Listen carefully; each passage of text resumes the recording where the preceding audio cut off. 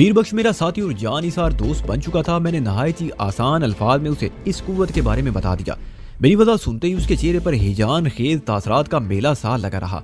जब मैं खामोश हुआ तो उसने जज्बात से लबरेज लहजे में कहा, साईं आप तो बहुत कमाल के आदमी हो, आपके पास तो बहुत हैरत अंगेज और जबरदस्त कुव्वत है। इसके बलबूते पर तो बड़े बड़े कारनामे अंजाम दिए जा सकते हैं। मैंने कहा हाँ है तो, लेकिन मैं इसे इंतहाई जायज और मुस्बत कामों में इस्तेमाल करता हूँ। शोबदाबाजी मुझे पसंद है और ना ही मैंने इसका कभी मुजाहरा किया है। हाँ बहुत अजीम है साईं, वो फरते जज्बात से मगलूब आवाज में बोला। मैंने संजीदा लहजे में कहा, अजीम सिर्फ अल्लाह की जात है, बाकी सब इंसान बराबर हैं। बाज़ औक़ात किसी शख्स की मेहनत उसे दूसरों से मुमताज कर देती है, लेकिन इस बर्तरी के सबब उसे दूसरों से खुद को बड़ा आला व अरफे नहीं समझ लेना चाहिए।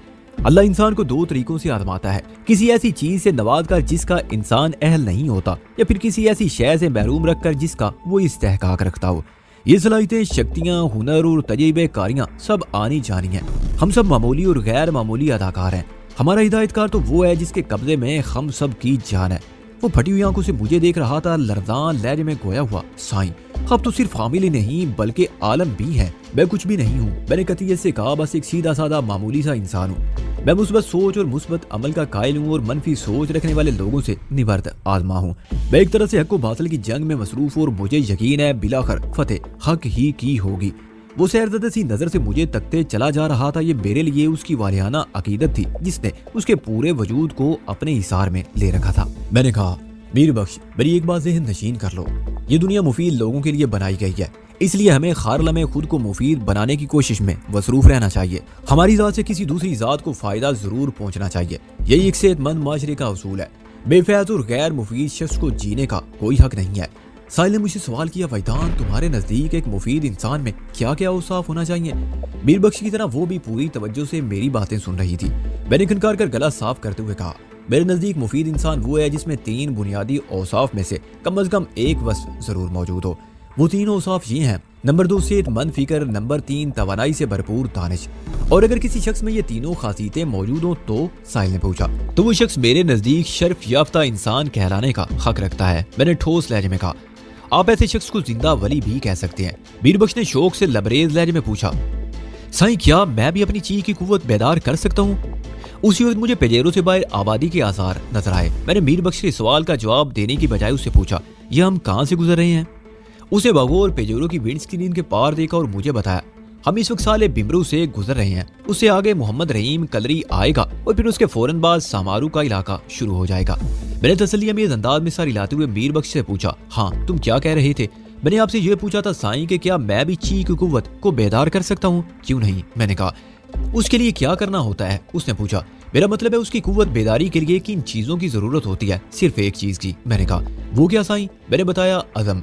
मैं कुछ समझ नहीं सका, उसकी आंखों में उलझन तैर गई। मैंने वजाहत करते हुए कहा, अज़म का आसान मतलब है इरादा। जिस शख्स ने कोई काम करने का पुख्ता इरादा कर लिया है, समझ लो उसने वो काम सरअंजाम दे लिया है। फिर भी चीज जैसी अजीम कुव्वत की बेदारी के लिए कुछ न कुछ पापड़ तो बेलना ही पड़ते होंगे। मीर बख्श के इस इसरारी अंदाज में बेपनाह दिलचस्पी शामिल थी। मैंने वाज़े अल्फाज में कहा, कोई पापड़ नहीं बेलना पड़ते, बस एक सीधी सादी आसान सी मशक है, उसे बाकायदगी से करना होता है। अगर आपकी नीयत साफ है, इरादा पुख्ता है और मकसद नेक है तो फिर कामयाबी आपका मुकद्दर है। आपका जो भी अमल लगन से भरपूर होगा वो मुस्बत नताइज जरूर लाएगा। वो हिचकिचाहट अमेज अंदाज में पूछने लगा, साईं क्या आप मुझे चीख की बेदारी के लिए मखसूस वो सादा सी मशक बता सकते हैं? बिल्कुल बता सकता हूँ, मैंने फराख दिली से कहा। इस मौके पर साहिल ने शिकायती लहजे में कहा, वैदान तुमने मुझसे भी कहा था कि वो मखसूस एक्सरसाइज मुझे भी करवाओगे, लेकिन अभी तक तुमने उसके बारे में कुछ भी नहीं बताया। मैंने तुमसे ये भी कहा था कि वो मशक कराने के लिए मुकम्मल ज़हनी सुकून और फुर्सत की जरूरत होती है। मैंने कहा, ऐसा कहा था या नहीं? हाँ तुमने यही कहा था, उसने तस्दीक की। मैंने पूछा, क्या इसके बाद से हमें ज़हनी सुकून और फुर्सत मैसर आई है? उसने नफी में जवाब दिया। मैंने कहा, फिर तुम्हारी शिकायत बेजा है। वो बोली, जब हमें फुर्सत मिलेगी उस वक्त हम मशक का अमली मुजाहरा कर लेंगे, फिलहाल हमें इसकी थ्योरी तो बता सकते हो ना? हाँ फिलहाल ये हो सकता है, मैंने कहा। फिर उन्हें ची की हकीकत बताने लगा। मैंने उन्हें बताया कि ची एक पोशीदा और ख्वाबीदा कुव्वत है जो हर इंसान के पेट के पिछले हिस्से में नाव से थोड़ा नीचे मौजूद है। आप इस मुकाम को रीढ़ की हड्डी के आखिरी मोरे का ज़ेरी हिस्सा भी कह सकते हैं। चीनी फिलासफी में इसे ची का नाम दिया गया है। हिंदू मालथालोजी में ये कुव्वत कुंडलिनी यानी शक्ति कहलाती है। इस्लामी रूहानियत में इसे तसर्रुफ कहते हैं। तीनों तहजीबों के आलमों ने इसकी बेदारी के लिए मुख्तलिफ तरीके, मशक़े, रियासतें और मुराकबे और जाब वगैरह वज़ह किए हैं। रास्ते अलग अलग हैं मगर कमो बेश मंजिल एक ही है। जो भी इंसान इसके उसूल के लिए वजह करदा रास्ते पर बिल्कुल दुरुस्त कदम रखता है वो मिलाकर अपनी मंजिल को पा लेता है। मैं उनकी तरफ देखे बगैर बोला चला जा रहा था।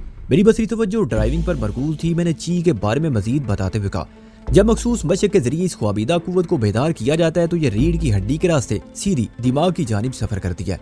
इस मौके पर बहुत समझ बूझ और एहतियात से काम लेने की जरूरत होती है।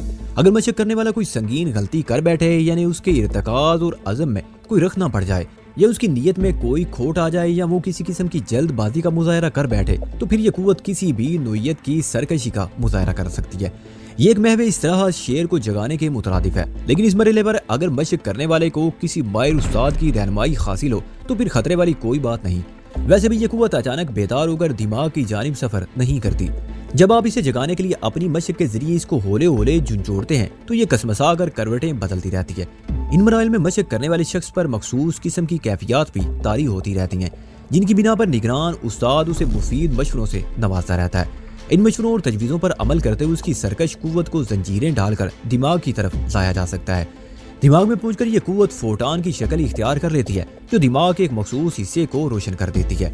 ये वही हिस्सा है जहाँ ख्यालात के नमूने पाए जाते हैं। ये ख्यालात की नशो नमा को तकवीयत देती है, गोया ये ख्यालात की कुव्वत को बढ़ाती है, उन्हें तवाना बनाती है। ये एक तरह से ऑटो जनरेटर के तौर पर काम करती है।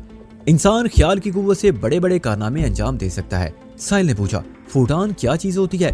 ये लाइट एनर्जी का सबसे छोटा और नाकाबिले तकसीम जर्रा है। रोशनी का सारा खेल इसी नन्हे मुन्ने जर्रे का मरहूने मिन्नत है। क्या हम फोटान को देख सकते हैं? किसी एक फोटान को देखना इंसानी आंख के बस की बात नहीं। मैंने कहा, फोटान का मजमूआ रोशनी है जिसे हम बासानी देख सकते हैं। ये जर्रा इलेक्ट्रॉन, प्रोटॉन और न्यूट्रॉन से भी छोटा होता है। मीर बख्श ने पूछा, साईं ख्याल की कुव्वत से कारनामा कैसे अंजाम दिया जा सकता है? मैंने गहरी सांस लेते हुए कहा, ख्याल की कुव्वत बड़ी गजब की चीज है। अगर इंसान पूरी लगन से किसी एक ख्याल पर तवज्जो मरकूज कर दे तो वो ख्याल मुजस्सम शक्ल इख्तियार कर लेता है। हमारी सोच जितनी मजबूत होती है हम उतने ही ज्यादा कामयाब होते हैं। ख्याल की कुव्वत वाकयात को जन्म देती है। हम गहरी तवज्जो से जिस बात के बारे में सोच रहे होते हैं वो ज़हूर पजीर हो जाती है। एक रागी गाकर बरसात का समा पैदा कर सकता है। वो जब दीपक राग छेड़ता है तो आग जल उठती है। ये सब क्या है? लोग इसे गाने वाले का फन कहते हैं। दर हकीकत ये उसका इर्तिकाज़े तवज्जो है। वो अपने फन में डूबकर ख्यालात की कुव्वत से एक वाक़े को जन्म देने में कामयाब हो जाता है। ख्यालात का कंसंट्रेशन नाकाबिले यकीन और हैरत आफरीन मनाजर तख्लीक कर सकता है। राग, रागनियों और गवैयों के बारे में मुझे जयपुर में बहुत कुछ मालूम हुआ था। रानी रूमती गायकी के फन में खासी दस्तरस रखती थी। उससे मैं घंटों मौसीकी पर गुफ्तगू करता रहता था। उसने मुझे बड़ी मुफीद मालूमात फराहम की थी। साहिल और मीर बख्श पूरी दिल जमी से मेरी जानिब मुतवज्जो थे और चीज से मुतल्लक बातें सुन रहे थे। अचानक मैंने साहिल से पूछा, तुम्हारे टखने का दर्द अब कैसा है? हाँ, वो चौंकते हुए बोली, मैंने तो काफी देर से ये दर्द महसूस ही नहीं किया। फिर वो हैरानी से मुझे तकने लगी। ये होती है ख्याल की कुव्वत। मैंने ज़ेरे लम मुस्कुराते हुए कहा, तुम काफी देर से मुझे सुन रही हो, तुम्हारी तवज्जो मेरी बातों पर लगी है। गोया इस वक्त तुम इर्तिकादे तवज्जो की कैफियत से गुजर रही हो। मेरी बातों की सिवा तुम्हारा ध्यान किसी और समत में नहीं है, इसलिए तुम बाकी तमाम कैफियत से बेखबर हो। तुम्हारे टखने में दर्द तो हो रहा होगा, लेकिन अदम तोजी की वजह से तुम उसे महसूस नहीं कर रही हो। जिस तरह इर्तिकादे तवज्जो से कोई वाक़या तख्लीक किया जा सकता है, बिल्कुल उसी तरह अदम तोजी और बेनियाजी से किसी हकीकत की नफी भी की जा सकती है। और ये सारे का सारा खेल ख्यालात का है। एक लम्हे का तवक्कुफ देकर मैंने इजाफा किया, इससे एक बात यह भी साबित होगी कि तुम्हारे अंदर इर्तिकाद तवज्जो यानी कंसंट्रेशन की सलाहियत मौजूद है। मीर बख्श ने कहा, साईं मैं भी काफी देर से अपने बाजू का दर्द भूला हुआ हूँ। मुझे हैरत है कि पिछले 15-20 मिनट से घायल बाजू में कोई ठेस क्यों नहीं उठी। अब तो तुम्हारी हैरत दूर हो गई। मैंने कहा, तुम भी अपने अंदर तवज्जो की कुव्वत रखते हो। वो खुश होते हुए बोला, इसका मतलब है मैं अपनी चीज की कुव्वत को बेदार कर सकता हूँ। ये नामुमकिन नहीं है। मैंने कहा, अगर तुम्हारा आज़म पुख्ता और कोशिश मुस्बत हुई तो तुम ये कुव्वत जरूर हासिल कर लोगे। बात खत्म करते हुए वो खासा जज्बाती हो गया। मैंने इस सिलसिले में उसे मजीद रोकना टोकना मुनासिब न समझा। वो मेरे साथ रहते खुद ही सब कुछ सीख जाता। उसकी सारी उम्र वडेरा अकबर सोमरू की चाकरी में गुजरी थी। इस किस्म के बोतार वडेरे सिर्फ हुक्म चलाते हैं, और मीर बख्श जैसे अदना चाकर जो हुक्म साईं कहने के लिए पैदा होते हैं, कोई भी चाकर अपने वडेरे के सामने दुम मारने की जसारत नहीं कर सकता। दोस्ती करना और दोस्ताना अंदाज में बातें करना तो बहुत दूर की बात है।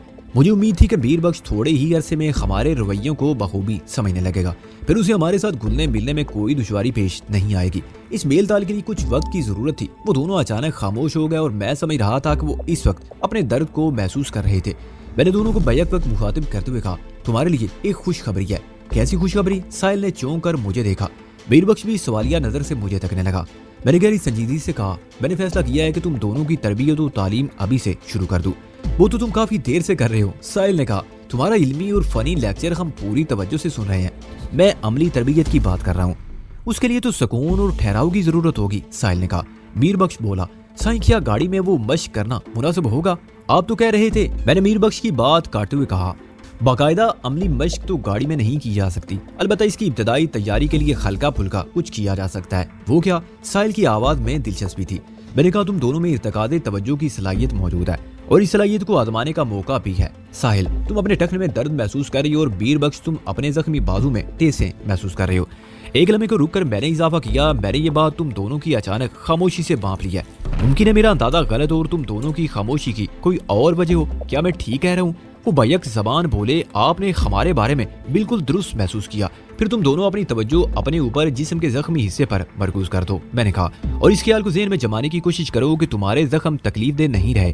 तुम लोग ऐसा सोचते हुए जिस्म के मुतासरा हिस्सों को धीरे धीरे अपने हाथ से सहलाते भी जाओ। इस तरीके से तुम्हें यकीनी तौर पर बहुत आराम और सुकून मिलेगा। अगले लम्हे वो दोनों मेरी हिदायत पर अमल कर रहे थे। जब हम मोहम्मद रहीम कलरी के नजदीक पहुंचे तो रात की तारीकी छटने लगी। आहिस्ता आहिस्ता सफेदा शहर नमूदार हो रहा था। तारीकी का जितना हिस्सा खत्म होता वो जगह उजाला ले लेता। वो एक बैक वक्त अमल था। गैर महसूस तौर पर तारीकी उजाले में बदल रही थी। जिस तरह इंसानी जिस्म में खून की पैदावार होती है, एक तरफ ताज़ा खून बनता रहता है, दूसरी जानिब नाकाबिले इस्तेमाल डेड ब्लड सेल्स एक कुदरती अमल के तहत दौरान खून में से खारिज होते रहते हैं। कुदरत का हर निज़ाम हैरत आफरी और ऑटो सिस्टम के तहत काम करता है। जिस तरह तारीकी उजाले की खुराक बन जाती है, बिल्कुल उसी तरह अंधेरा रोशनी को निकल जाता है। शामो शहर का ये चक्कर सदियों से चला आ रहा है और सदियों तक चलता रहेगा। वो ये सिलसिला अज़ल से अब तक फैला हुआ है। रेगिस्तान में एक ही दिन में मौसम की कई सूरतें देखने को मिल जाती हैं। दिन की इब्तदाई और आखिरी यानी शामो शहर के वक्त मौसम बहुत खुशगवार हो जाता है। न सर्दी और न गर्मी। दोपहर में आसमान आग बरसाने लगता है, गोया जहन्नुम का सा समा होता है। भीगी हुई रात अपने अंदर शदीद ठंडक रखती है। अगर सर्दी बहुत ज्यादा ना हो तो फिर भी मौसम सर्द ही होता है। मैं विंड स्क्रीन के पार सड़क पर निगाह जमाए ड्राइविंग कर रहा था। हेडलाइट्स की रोशनी में सड़क का मंजर एक मखसूस हद तक रोशन था। अब तो वैसे भी उजाला होने लगा था। गौर से देखने पर गिरदोनुमा का मंजर निगाह के सामने वाज़ेह हो जाता। इस वक्त फजा बहुत दिलकश और मौसम खासा सुहाना था। मोहम्मद रहीम कलरी से निकलने के थोड़ी देर बाद मुझे पेजेरो को रोकना पड़ा। दरअसल इस मुकाम पर रेलवे क्रॉसिंग थी। रेल की पटरी सड़क के ऊपर से गुजर रही थी और इस वक्त रेलवे क्रॉसिंग वाला फाटक बंद था, जिसका एक ही मतलब था वहां से कोई ट्रेन गुजरने वाली थी। वो रेलवे कोई मेन लाइन नहीं थी, इसलिए ज्यादा इम्कान इसी बात का था कि वहां से गुजरने वाली कोई पैसेंजर्स लोकल ट्रेन होगी या फिर वो माल गाड़ी भी हो सकती थी। रेलवे फाटक पर फाटक वाला रेलवे मुलाजिम हाथ में सिग्नल लैंप लिए खड़ा था। मज़कूरा लैंप से फूटने वाली सब्ज रोशनी इस बात की निशानदेही करती थी कि आने वाली गाड़ी को वहां से गुजरने की इजाजत दी जा रही है। दिन के वक्त यही काम सब झंडी दिखाकर किया जाता है। फाटक के नजदीक एक खपरेल की छत वाला एक कमरा सा बना हुआ था, जो यकीनन फाटक वाले शख्स की रिहाइशगाह के तौर पर इस्तेमाल होता होगा। मैंने निगाह दौड़ाकर दूर तक देखा। हमारे सामने और पीछे किसी भी किस्म की कोई गाड़ी नजर नहीं आ रही थी। वाला सुबह का वक्त था और इस वक्त गैर मसरूफ सड़क पर हमारे सिवा कोई भी नहीं था। हमें वहां रुके हुए चंद लम्हात ही गुजरे थे कि फाटक वाला हमारी जानिब बढ़ता दिखाई दिया। उसने चेकदार चादर की बुक्कल मार रखी थी। उसके हाथ में सिग्नल लैंप झूल रहा था। ये लैंप भी अजीब चीज इजाद की है रेलवे वालों ने, जो कभी सब्ज और कभी सुर्ख रोशनी खारिज करता है। दर हकीकत एक डिब्बा नुमा शय जिसकी एक दीवार में सुर्ख शीशा और दूसरी दीवार में सब्ज शीशा जुड़ा होता है। ये दोनों दीवारें आमने सामने होती हैं और लैंप के डिब्बे के अंदर आम रोशनी वाला एक चिराग जल रहा होता है, मगर रंगदार शीशों के सबब उसमें से फूटने वाली रोशनी अपना अपना रंग दिखाती है। लैंबरदार फाटक वाले को अपनी जानिब बढ़ते देखकर मुझे अजीब सा एहसास हुआ। वो फाटक को बंद करके गाड़ी को सिग्नल देने के लिए पटरी के बिल्कुल नजदीक खड़ा था। गाड़ी गुजरने तक उसे वहीं मौजूद रहना चाहिए था। मैंने पेचेरू को फाटक से थोड़ा फासले पर खड़ा किया था। फाटक वाले को अपनी तरफ कदम उठाते देखकर मैंने सरगोशियाना अंदाज में कहा, कलाशनकोव को गोद में से उठाकर किसी जगह छुपा दो। इसकी यूं नुमाइश करना कोई नई मुसीबत खड़ी कर सकता है। उसके साथ ही मैंने मीर बख्श को इशारा भी कर दिया। इस वक्त अगरचे उजाला फूटना शुरू हो गया था, तब गाड़ी के अंदर की जाने वाली हरकत को फाटक वाला देख नहीं सकता था। मीर बख्श ने मेरी हिदायत पर अमल करते हुए कलाशनकोव को गोद में से उठाकर दामन के नीचे दोनों घुटनों में फंसाकर खड़ा कर दिया। मीर बख्श ने गहरे नीले रंग का शलवार कमीज जेब तन कर रखा था, जो इस मुल्क उजाले में जरा फासले से स्याह नजर आता था। उसने कलाशनकोव को इस अंदाज में अपनी दस्तरस में इस्तादा किया कि बवक्ते जरूरत उसे आसानी से निकाल कर इस्तेमाल में लाया जा सकता था। वो बेचारों से बाहर लैंप बरदार शख्स की तरफ देखते हुए बोला, ये मरदूद हमारी जानिब क्यों आ रहा है? इसे तो बंद फाटक के पास मौजूद रहना चाहिए। गाड़ी किसी भी लम्हे आ सकती है। ये बात मुझे भी हैरान कर रही है। मैंने कहा, मैं फाटक वाले की सरकत से उलझ गया हूँ। हमारे दरमियान सरगोशियों में बातचीत हो रही थी। साहिल ने इस गुफ्तगू में हिस्सा लेते हुए कहा, फैजान, हमारे पास एक भारी रकम मौजूद है, इसे भी कहीं छुपा देना चाहिए। 50,000 रुपए कोई मामूली तो नहीं होते। तुम ठीक कह रही हो, मैंने ताइदी अंदाज में कहा। फिर सवालिया नजर से मीर बख्श की तरफ देखा। वो मेरी निगाह का मतलब समझ गया। बोला, साईं, मैंने नोटों वाली गड्डी को डैशबोर्ड में रख दिया है, अगर कहीं और छुपाना हो तो हुक्म करें। नहीं, वही ठीक है, मैंने कहा और गाड़ी के बाहर देखने लगा। फाटक वाला रेलवे मुलाजम अब हमारी पेजरों से सिर्फ 10 गज के फासले पर रह गया था और उसका रुख सीधा हमारी जानिब था। मैंने बगौर उसका जायजा लिया। वो एक कदावर सेहतमंद इंसान था। चादर की बुक्कल ने उसके चेहरे का ज्यादातर हिस्सा छुपा रखा था, जिसकी वजह से मैं उसका उलिया नहीं देख सकता था। सिग्नल लैंप उसने बाएं हाथ में थामा रखा था, दायां हाथ चादर के अंदर था। मैं मुताद नजर से उसकी तरफ देखने लगा। वो नपे तुले कदमों से चलते हुए ड्राइविंग सीट वाली खिड़की के पास आ गया और एक तायराना सी निगाह पेजेरो के अंदर डालने के बाद उसने मुझसे पूछा, साईं, माचिस होगी आपके पास? चादर की बुक्कल की वजह से उसकी असल आवाज अपनी हालत में मुझ तक नहीं पहुंची थी। ना सलाम ना दुआ, उसने आते ही माचिस की फरमाइश कर दी थी। मेरी छठीस ने मुझे खबरदार कर दिया कि कोई गड़बड़ है। इस रेलवे मुलाजम की नीयत में मुझे फुतूर नजर आ रहा था। मैंने घूर कर उसके चेहरे को देखा और सख्त लहजे में कहा, यहाँ कोई सिगरेट नहीं पीता, इसलिए तुम्हें माचिस नहीं मिल सकती। मेरी बात मुकम्मल हुई ही थी कि बिल्ली थैले से बाहर आ गई। बुक्कलपोश शख्स ने लैंप को एक तरफ फेंकते हुए दायां हाथ चादर से बरामद किया और उसमें मौजूद रिवाल्वर की नाल को मेरी कनपटी से लगाते हुए बोला, गाड़ी से बाहर आ जाओ। उसके लहजे में तहकम पाया जाता था और वो बिल्कुल मरने मारने वाले अंदाज में मुझे देख रहा था। मैंने हाथ उठाते हुए पहलू में बैठे मीर बख्श की तरफ सवालिया नजर से देखा। रिवाल्वर बरदार बुक्कल पोश शख्स ने घुराते हुए कहा, किसी किस्म की चालाकी के बारे में नहीं सोचना, वरना तुम में से एक भी जिंदा नहीं बचेगा। मैंने उसे बातों में लगाने की खातिर कहा, तुम तो गाड़ी को सिग्नल देने के लिए लैंप थामे फाटक पर खड़े थे, तुम्हें हमारी याद कैसे आ गई? बकवास मत करो और गाड़ी से बाहर आओ, उसने कतई अंदाज में कहा। मैंने छेड़छाड़ जारी रखते हुए कहा, इसी दौरान में अगर ट्रेन वगैरह आ गई तो तुम्हारी नौकरी भी जा सकती है और फाटक वाले को अपने फराइज से गफलत नहीं बरतना चाहिए। उसने नायत ही बेहुदा अंदाज में रेलवे और फाटक वाले को मुगल्लजात में तोला। फिर धमकी अमेज अंदाज में बोला, अगर तुम अपनी और अपने साथियों की जिंदगी चाहते हो तो गाड़ी से नीचे उतर आओ, हम तुम्हें कुछ नहीं कहेंगे, हमें सिर्फ तुम्हारी गाड़ी की जरूरत है। मैंने कहा, तुम बार बार हमें का लफ्ज़ इस्तेमाल कर रहे हो, इसका मतलब है तुम्हारे कुछ और साथी भी यहाँ मौजूद हैं। तुम सवालात नहीं करो और जो कुछ मैं कह रहा हूँ उस पर फौरन अमल करो। वो तंबीह अंदाज में फुनकारा, हमारे पास ज्यादा वक्त नहीं, अगर तुमने किसी किस्म की मुदाहमत की तो फिर मुझे मजबूरन ये रिवाल्वर इस्तेमाल करना पड़ेगा। बात खत्म करते उसने रिवाल्वर की नाल का दबाव मेरी कनपटी पर बढ़ा दिया। एक बात तो वादे हो गई थी कि इस शख्स का ताल्लुक महकमे रेलवे से हरगिज नहीं था। इसने किसी ट्रेन की गुजर के लिए फाटक बंद नहीं किया, बल्कि मोहम्मद रहीम कलरी की जानिब से आने वाली किसी गाड़ी का वो इंतजार कर रहा था। इसकी बातों से मैंने अंदाजा लगाया कि इसका ताल्लुक किसी जराइम पेशा गिरोह से था, जिन्हें फौरी तौर पर एक गाड़ी की जरूरत थी। ये एक इत्तफाक था कि हम इस जगह पहुंच गए थे। ये तमाम ख्यालात चश्मे ज़दन में मेरे दिमाग से गुजरे थे। मैं ये भी सोच रहा था कि असल फाटक वाला इस वक्त यकीनन रिवाल्वर बरदार के साथियों के रहमो करम पर होगा। वो इसे काबू में किए बगैर वहां का निजाम अपने हाथ में नहीं ले सकते थे। ज्यादा इम्कान इसी बात का था कि फाटक वाले शख्स को उसके कमरे में मबहूस किया गया होगा। मैंने निगाह उठाकर उस सकलोते कमरे की तरफ देखा। कमरे की अकबी जानिब दीवार के साथ मुझे एक छोटी जीप खड़ी नजर आई। वो एक टोयोटा 4 व्हील ड्राइव थी। तुम किस सोच में पड़ गए? रिवाल्वर बरदार शख्स ने मेरी कनपटी पर टहुका देते हुए कहा। मैंने पूछा, आखिर तुम्हारी हमसे दुश्मनी क्या है? जब से मुझे मालूम हुआ था कि उसे हमारी जानों की नहीं बल्कि इस पेजेरो की जरूरत थी, मैं बहुत ईजी हो गया था। शायद इसलिए मुझे उस शख्स से छेड़खानी में मजा आने लगा था। वो मेरे सवाल का जवाब देते हुए गुस्सीले लहजे में बोला, अभी तक तो कोई दुश्मनी नहीं, लेकिन अगर तुम्हारा यही रवैया रहा तो दुश्मनी की बुनियाद पड़ जाएगी। मैंने पूछा, तुम इस नई नवेली दुश्मनी का इजहार किस तरह करोगे? इस तरह।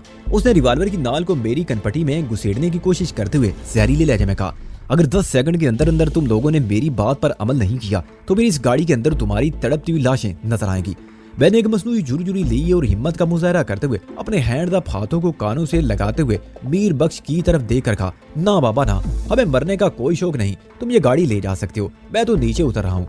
उसके साथ ही मैंने मीर बख्श को वहीं बैठे रहने का इशारा किया। वो ड्राइविंग साइड वाला दरवाजा खोलकर बाहर आ गया। तुम दोनों भी गाड़ी से बाहर निकल आओ। रिवाल्वर बरदार ने मीर बख्श और साहिल की तरफ देखते हुए हुक्म दिया। मैंने बदस्तूर हैंड अप रहते हुए उस बुक्कल पोश शख्स से दरख्वास्त की, मेरा साथी दोनों टांगों से माजूर है, इसको गाड़ी से बाहर लाने के लिए तुम्हें मेरी मदद करना होगी। अगर तुम्हें मुझ पर भरोसा नहीं तो अपने साथियों में से किसी को बुला लाओ, अलबत्ता लड़की को मैं नीचे उतरने का कह देता हूँ। उसने मुतज़ब्ज़ब नजर से मुझे देखा। अपने किसी साथी को बुला लाने वाली तजवीज ने उसे मुतासर न किया। गालिबन वो हमें छोड़कर एक लम्हे के लिए भी वहां से नहीं जाना चाहता था, या फिर साथी के हवाले से उसके साथ कोई और टेक्निकल प्रॉब्लम थी। थोड़े से तामिल के बाद उसने कहा, मैं अपने साथी को यहाँ बुलाना नहीं चाहता। तुम मेरी मदद के बगैर अपने माजूर साथी को गाड़ी से बाहर लाओगे। मैं रिवाल्वर से तुम्हारी निगरानी करूंगा। उसने रवानी में अपने साथी के अल्फाज इस्तेमाल करके मुझे बता दिया कि वो कुल 2 अफराद थे जिन्हें हमारी गाड़ी की अशद जरूरत थी। ठीक है, मैंने पेजेरो की पैसेंजर सीट की जानिब बढ़ते हुए कहा। वो मक्कारी से बोला, लेकिन इससे पहले तुम्हारी साथी लड़की को नीचे उतरना होगा। मैंने साहिल की जानिब देखते हुए कहा, गाड़ी से बाहर आ जाओ लैला। मैंने दानिस्ता साहिल को लैला के नाम से पुकारा था। उसे ये जाहिर करना भी मकसूद था कि अब मेरा नाम मकसूद अहमद है, जबकि मीर बख्श हस्बे मामूल मीर बख्श ही है। मेरे और बुकल पोश शख्स के दरमियान जो बातें हुई थी वो मीर बख्श और साहिल ने भी तफसीलन सुनी थी। मुझे कभी उम्मीद थी कि मीर बख्श मेरी प्लानिंग को समझ गया होगा। जब मैं उसे पेजेरो से बाहर निकाल रहा होता तो इस मौके पर उसे कोई कार्रवाई करना थी। साहिल मेरे इशारे पर पेजेरो से बाहर आ गई तो मैं मीर बख्श के नजदीक पहुंच गया। इसी दौरान में रिवाल्वर बरदार शख्स हमारी निगरानी करता रहा। मैंने पेजेरो का दरवाजा खोलते हुए बड़बड़ाहट के अंदाज में कहा, ये तो बेरहमी की इंतहा है। अब मैं मुंह अंधेरे अपने अपाज साथी को किस तरह सामारू तक पहुंचाऊंगा। वो डांट अमेज लहजे में बोला, ये मुंह अंधेरा सदा नहीं रहेगा। थोड़ी देर बाद इस सड़क पर बसों वगैरह की आमदोरफ्त शुरू हो जाएगी। तुम लोग बासानी किसी बस वगैरह में सवार होकर सामारू तक जा सकते हो। अच्छा भाई, जैसे तुम्हारी मर्जी, मैंने झुंझलाए हुए अंदाज में कहा। मैं इस किस्म की अदाकारी कर रहा था कि रिवाल्वर बरदार को मेरे अज़ाइम की भनक ना मिले। वो यही समझे कि हम अपनी गाड़ी छीन जाने पर बहुत परेशान हैं। खास तौर पर अपने माजूर साथी की वजह से मैं झुंझलाहट का शिकार हूँ। मैंने अपने और अपने हकम में खड़े रिवाल्वर बरदार शख्स से दरमियानी फासले को जहन में नक्श किया। फिर दोनों बाजुओं के कलावे में मीर बख्श को समेटते हुए उसके कान में सरगोशी की। इसे सिर्फ जेर करना है, इसलिए फायरिंग नहीं होना चाहिए। मेरी आगोश में मैसूर मीर बख्श की गर्दन ने इस बाती जुम्बश की और मैंने उसके जिस्म को उठाकर पेजेरो से बाहर निकाला। रिवाल्वर बरदार शख्स मेरी पुश्त पर सिर्फ 3 फुट के फासले पर खड़ा था। मैंने मीर बख्श को पेजेरो से बरामद करते ही बाजुओं में उठाए एक जोरदार चक्कर में घुमाकर जमीन पर रख दिया। मेरी सरकत का बड़ा हैरत अंगेज नतीजा बरामद हुआ। मीर बख्श की दोनों टांगे रिवाल्वर बरदार के उस साथी पर पड़ी जिसमें उसने रिवाल्वर पकड़ रखा था। रिवाल्वर उसके हाथ से छूटकर दूर जा गिरा और वो शख्स हल्की चीख से मुशाबा आवाज निकालकर जमीन बोस हो गया। ये सब कुछ बर्क रफ्तारी से पेश आया था। मीर बख्श किसी स्प्रिंग की तरह जमीन से उछला और रुकाब की मानिंद परवाज करते हुए जमीन बोस बुक्कल पोश शख्स के सर पर पहुंच गया। इस कार्रवाई के दौरान उस शख्स के मुंह से चेकदार चादर हट गई। कोई वो बुक्कल में नहीं रहा था। अब मैं उसके उरिये का मुशाहिदा बआसानी कर सकता था। उसकी आंखें मोटी मोटी थी, उसने बीच की मांग निकाल रखी थी और बाल भी खासे बड़े हुए थे। उसके चेहरे पर बड़ी भरपूर दाढ़ी भी दिखाई देती थी। उसकी सूरत की सबसे वादे निशानी ये थी कि वहाँ फुलबेरी के बड़े बड़े सफेद धब्बे मौजूद थे। मेरी नजर उसके हाथों पर गई तो वहाँ भी मुझे इसी किस्म के निशानात दिखाई दिए। गोया वो मुकम्मल तौर पर इस खौफनाक मर्ज में मुब्तला हो चुका था। जमीन पर चित पड़ा वो शख्स फटी फटी सी आंखों से मीर बख्श को तक रहा था। आंखें मोटी होने की वजह से वो कुछ ज्यादा ही फैली हुई लग रही थी। उसकी हैरत का सबसे बड़ा सबब मीर बख्श था। उसने अपनी पूरी जिंदगी में किसी अपाहज शख्स को इस तरह उछलते और फजा में परवाज करते नहीं देखा होगा। उस पर सितम ये कि माजूर शख्स के हाथ में कलाशनकोव भी मौजूद थी, जिसकी मौत उगलने वाली खौफनाक नाल को उसने खाक नशी के खुले हुए मुंह में घुसेड़ रखा था। मैंने इसी दौरान में उसका रिवाल्वर उठाकर साहिल के हवाले कर दिया और मीर बख्श के करीब आ गया। साहिल मेरा इशारा पाकर दोबारा पेजेरो में जा बैठी थी। क्या हुक्म है साहिल? मीर बख्श ने मेरी तरफ देखे बगैर पूछा। मानो तो ठिकाने लगा दूं?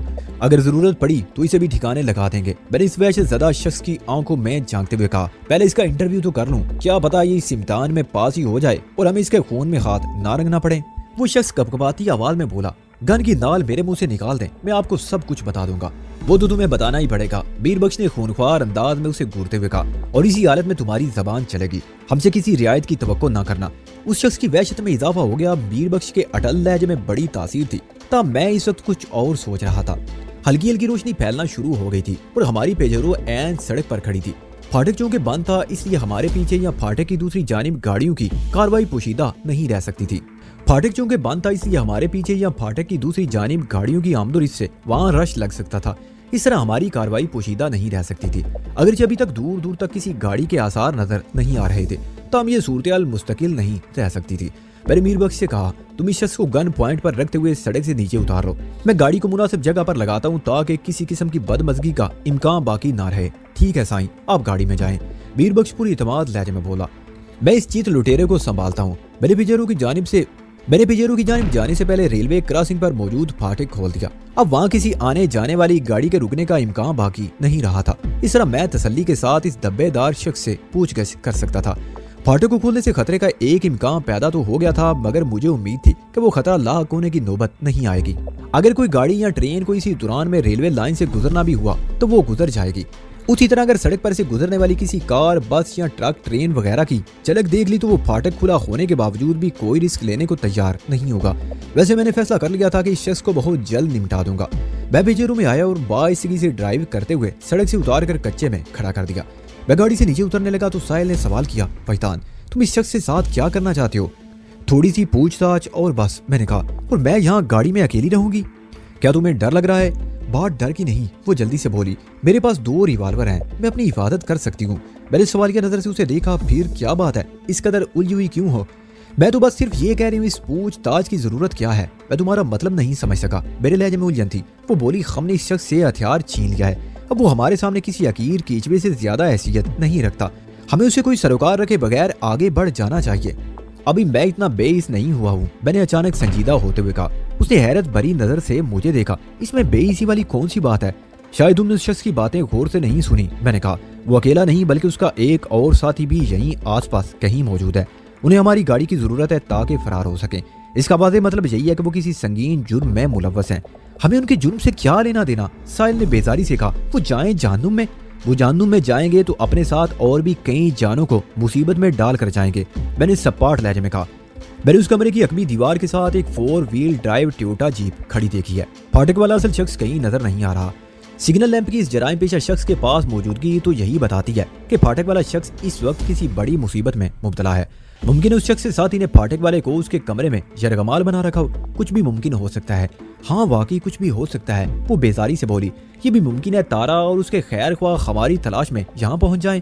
इस इम्कान को नजरअंदाज तो नहीं किया जा सकता ना। मैंने कहा, तुम बिल्कुल ठीक कह रही हो। फिर पूछा, क्या हम फाटक वाले को इस साल में छोड़कर आगे बढ़ जाएं? वो तजब्जब का शिकार नजर आने लगी। मैंने समझाने वाले अंदाज में कहा, मैं बहुत जल्द इस शख्स से मुलाकात करके वापस आता हूँ, फिर हम अपना सफर जारी रखेंगे। क्या ऐसा नहीं हो सकता कि उस शख्स को तुम इसी गाड़ी में ले आओ? साहिल ने तजवीज दी। हमारी गाड़ी सड़क से हटकर खड़ी है। गाड़ी के अंदर गन पॉइंट पर उससे हर बात पूछी जा सकती है और अगर किसी हंगामी हालत में हमें आगे भी बढ़ना पड़ गया तो हमारे लिए आसानी रहेगी। साहिल की तजवीज मेरे दिल को लगी। उसने बड़ी जहानत की बात की थी और ये जहानत बरमहल थी। मैंने ज़ेर-ए-लब मुस्कुराते हुए कहा, तुम एक अक्लमंद लड़की हो। सिर्फ अक्लमंद? वो शरारत से मुझे घूरने लगी। नहीं, मैंने नफी में गर्दन हिलाकर कहा, तुम अक्लमंद होने के साथ साथ अक्लबंद भी हो। वो चौंक कर बोली, ये अक्लबंद क्या होता है? दूसरों की अकल बंद करने वाली को अक्लबंद कहते हैं। मैंने तो किसी की अकल बंद नहीं की। उलझन ज़दा लहजे में बोली, क्या तुम मेरा मजाक उड़ा रहे हो?